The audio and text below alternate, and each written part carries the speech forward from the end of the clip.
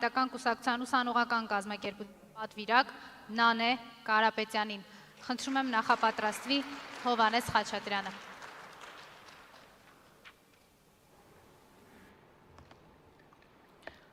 Մեծարգո պարոն նախագահ, հարգելի հանրապետականներ։ Երբ նայում ես հանրապետական կուսակցության պատմությանը, տեսնում ես այնպիսի անհատների, ովքեր իրենց կյանքից զգալի հատվածը անցկացրել են բանտերում, հանուն հայրենիքի։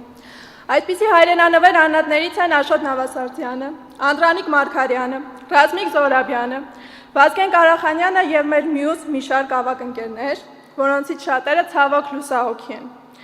Պատմությունը կրկնվելու հատկություն ունի և տասնամյակներ անց, երբ թվում էր, թե կալանքը այլևս քաղաքական հաշվեհարդար չէ,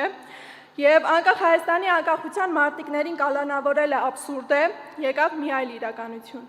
քաղբանտարկյալներով լեցուն բանտեր։ Որ կուսակցությունը, եթե ոչ հանրապետականը գիտի, թե ինչ է նշանակում քաղբանտարկյալ։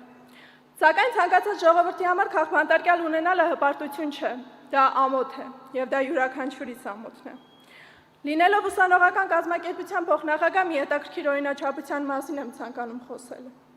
Փողոցային պայքարի ընթացքում, երբ ոստիկանությունը անհամաչափ բռնի ուժ էր կիրառում և մեր տղաներին տանում էր ոստիկանական տարբեր բաժանմունքներ, հենց մենք աղջիկներս էինք մնում փողոցում և պայքարում այնքան, որքան հնարավոր էր։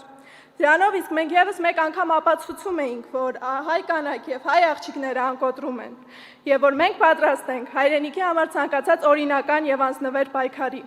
Քանի որ հայրենիքի համար պայքարը սեռով զանազանված չէ, իսկ պատմությունը վաղը չի հարցնելու, թե որ կուսակցությունից էիր դու, երբ հայրենիքդ կործանվում էր։ Չի հարցնելու, թե ինչ սեռի էիր կամ ինչ տարիքի էիր։ Պատմությունը հարցնելու է, արդյոք լուռ էիր, երբ անարդարություն էր տիրում, արդյոք լուռ էիր, երբ քաղաքական հայացքների համար մարդիկ ազատվում էին աշխատանքից, արդյոք լուռ էիր, երբ քաղբանտարկյալների թիվը օրեցօր մեծանում էր։ Այն փորձությունները և մարտահրավերները, որոնց միջով անցանք մենք թիմով, մեզ դարձրեց իրական ընտանիք։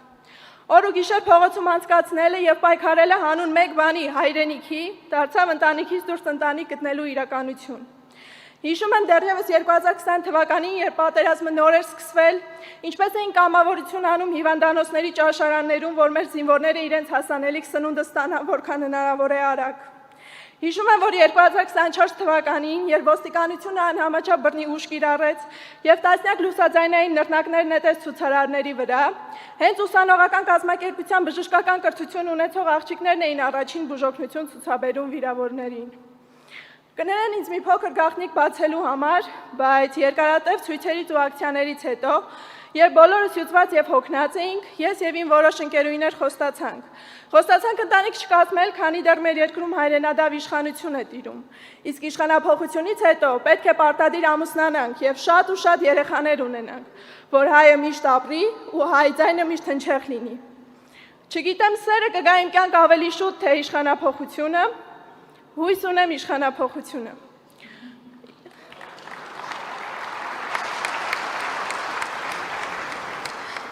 Իշխանափոխության այս 8 տարիների ընթացքում ոչ թե ունեցանք հրաշքի հայկական օրինակ, այլ ունեցանք Արցախի ռազմաքաղաքական առաջնորդների Բաքվի բանտերում դատվելու ահասարսուռ իրականություն։ Նրանք դատվում են միայն մի բանի համար, որ հայ են։ Այն մարդիկ, ովքեր ազգային արժանապատվության և հպարտության խորհրդանիշն էին մեզ հայերիս համար, այժմ Ադրբեջանի հետապնդման արդյունքում վերածվել են մի ամբողջ ազգի արժանապատվության դեմ ուղղված թիրախի։